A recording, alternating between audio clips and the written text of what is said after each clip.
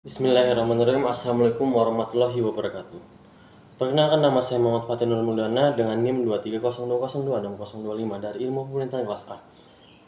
Hari ini saya akan menganalisis beberapa komunikasi pemerintahan yang terjadi di Samarinda.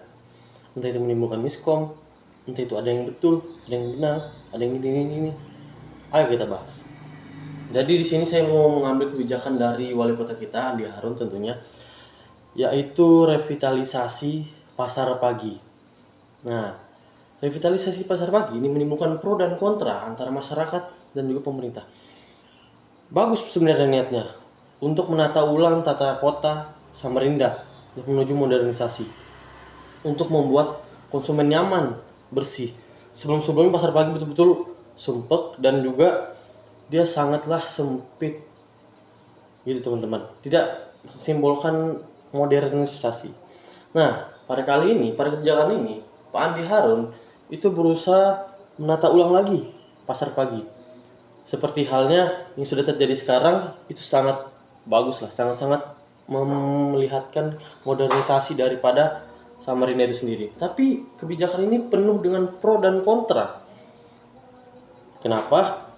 Pro-nya karena ya masyarakat juga ingin pasar pagi yang nyaman dan juga menata ulang tata kota modern yang nyaman, aman, dan bersih. Nah, kontranya, jadi pedagang-pedagang itu tidak memiliki lapak lagi, tidak memiliki misalkan konsumen yang pasti, yang sebelum-sebelumnya itu konsumennya pasti, tapi hilang. Nah, semenjak pasar pagi direnov, mereka didistribusikan, entah itu ada yang ke pasar Segiri, entah itu ada yang ke pasar Sungai Dama, pasar baru, ada. Tapi itu tidak menjamin di saat dia di pasar pagi. Nah, itu. Pro-nya sebenarnya baik, tapi banyak kontranya. Sementara ini mengkomunikasikannya ada berbagai pihak. Ada wali kota Samarinda, kemudian ada dinas perdagangan Samarinda, kemudian ada Satpol PP, dan juga DPRD sebagai mediator. Targetnya masyarakat, konsumen, bahkan pedagang-pedagang. Oke, ini reputasi ini dimulai dari 2023 dan di 2026 ini sudah diselesaikan, sudah bisa ditempati. Nah, namun permasalahan ada di sini. Permasalahannya banyak pedagang-pedagang itu tidak mempunyai lapak. Padahal seperti yang dijanjikan di saat RDP, walaupun ini seperti sosialisasi, itu mereka janjikan pasti ada lapak, pasti ada lapak. Beberapa hari sebelumnya yang sudah saya analisis itu ada aksi para pedagang untuk menuntut lapaknya kembali. Mereka ini sudah memegang SK, pokoknya surat keputusan, jadi memiliki lapak. Tapi mereka tidak memiliki lapak. Itu sebenarnya mereka sudah didata seperti yang saya analisis di medsos, walaupun di berita-berita juga. Di sini terdapat kejanggalan. Data-datanya sudah lengkap semua sudah didata, tapi di saat di lapangan, di saat mau membagikan lapak-lapak, kenapa ada pedagang yang tidak ada lapaknya, tidak kebagian?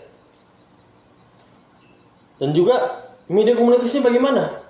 Mereka ada sosialisasi dengan pedagang, mereka ada rapat dengan DPRD, dan juga mereka langsung menindaklanjut di saat di pasar pagi. Kelanjutannya sekarang bagaimana, sedang diusut, mau diselesaikan kasus ini. Jadi pro dan kontranya itu ya teman-teman. Jadi komunikasinya tidak jelas, tidak transparan. Kenapa komunikasi tidak efektif? Karena partisipasi publik di dalamnya sangat kecil. Mereka bisa membohongi. Misalnya mereka bisa membohongi para pedagang. Dan juga pokoknya tidak minim lah publik di dalamnya itu yang pertama. Kemudian di pasar subuh, saya ambil studi kasus pasar subuh. Pasar subuh itu sama sekali tidak ada komunikasi, mereka tutup komunikasi, tiba-tiba langsung diruntuhkan itu pasar subuh. Karena apa? Dalihnya karena menata tata kota yang modern lagi, sampai mahasiswa pun turun aksi. Tapi di situ para aparat yang menindaklanjuti pasar subuh itu melakukan represivitas. Wah, sangat-sangat mengerikan. Mereka betul-betul tidak ada manusiawi. Mereka betul-betul langsung menghambur. Begitu. Sampai mahasiswa pun turun.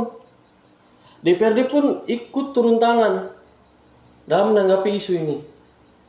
Jadi ini betul-betul tidak ada komunikasi, langsung disidak di tempat. Jadi bagaimana komunikasi bisa efektif? Masukkan partisipasi publik, buat sistemnya secara transparan, buat sistemnya secara akuntabel,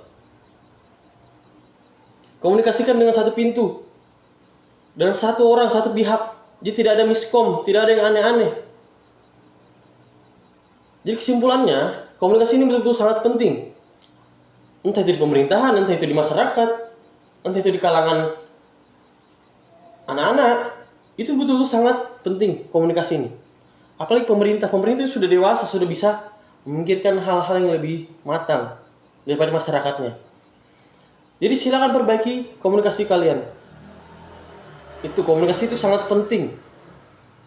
Ya billahi taufiq wal hidayah. Wassalamualaikum warahmatullahi wabarakatuh.